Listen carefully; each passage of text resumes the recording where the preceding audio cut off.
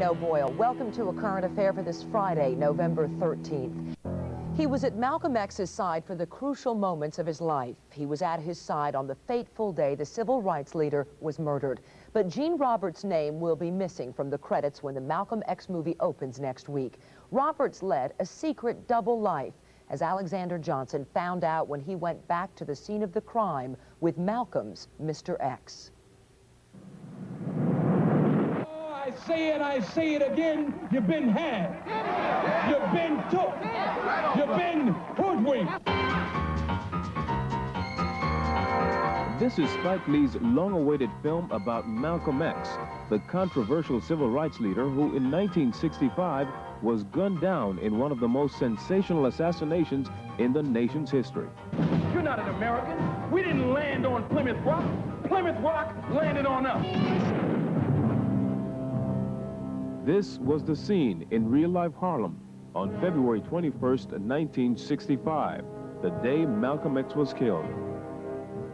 This is Gene Roberts. He was there in this ballroom as a bodyguard close to Malcolm, but he led two lives. Two ran right by me. The third guy, I got fairly close to him. He pointed his weapon at me. I threw a chair at him, knocked him down, he fired. We have no desire to integrate with a race of people who are cruel enough to stick dogs on women, children, and babies. Malcolm X was a hero to some and a threat to others, a symbol of both the civil rights movement and the violence that sometimes enveloped it.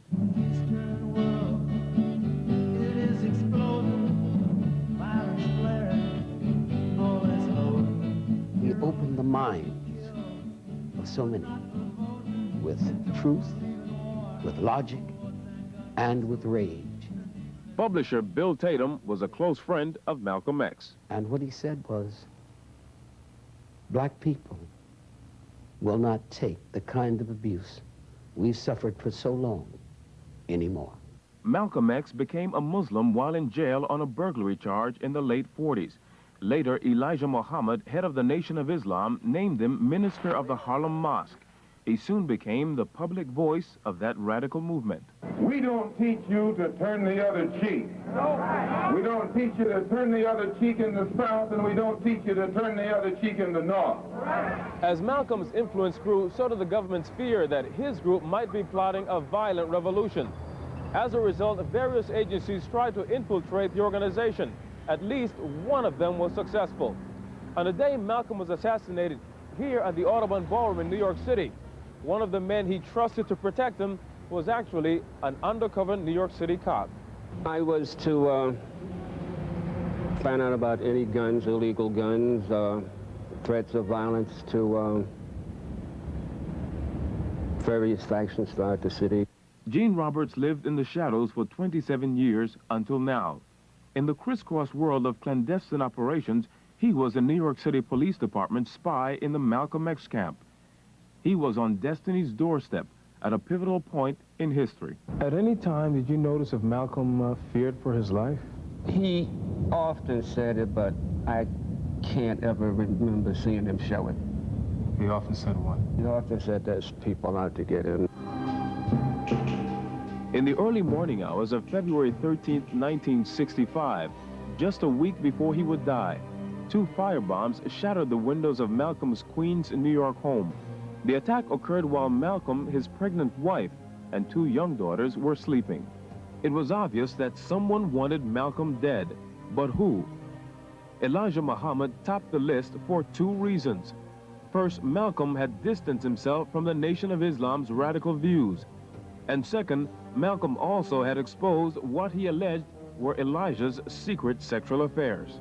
Elijah Muhammad, the head of the movement, is the father of 8 children by 6 different teenage girls. 6 different teenage girls who were his private personal secretary. If I remained in the black Muslim movement, and this came into the knowledge of his followers, that they would leave him and follow me. So a plan immediately was set in motion to take me down. Just days after the firebombing, Malcolm told close advisors of his plans for the following Sunday. At that Sunday's meeting, He was going to name names and make some inferences who he felt was part and parcel of what had been happening. The attempt on his life, his family's life. Right. On Sunday, February 21st, some 250 supporters gathered to hear Malcolm speak. Gene Roberts was among them in his role as a trusted bodyguard. As Malcolm X began to speak, a diversion broke out in the crowd. I started toward the scuffle. During the scuffle, I heard Malcolm say, "Cool it, brothers, cool it," because one of the people that was scuffling said, "Nigga, get your hands out my pocket." And then Malcolm said, "Cool it, brothers." And before he got the second "Cool it, brothers" out, the three people that were on the very first row rose and started firing. One gunman packed a sawed-off shotgun. The others had handguns. Two ran right by me. The third guy, I got fairly close to him. He pointed his weapon at me. I threw a chair at him, knocked him down. He fired. The shot tore through Roberts' coat. On the stage, Malcolm lay dying. I started giving him mouth-to-mouth, and within maybe 5 minutes, he had passed. There was a rusher there, and he just went. Mrs. Shabazz, do you believe it was the black Muslims who assassinated your husband?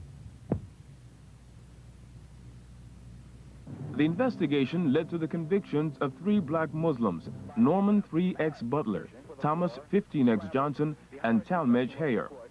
Most investigators believe the assassination was an attempt to please Elijah Muhammad.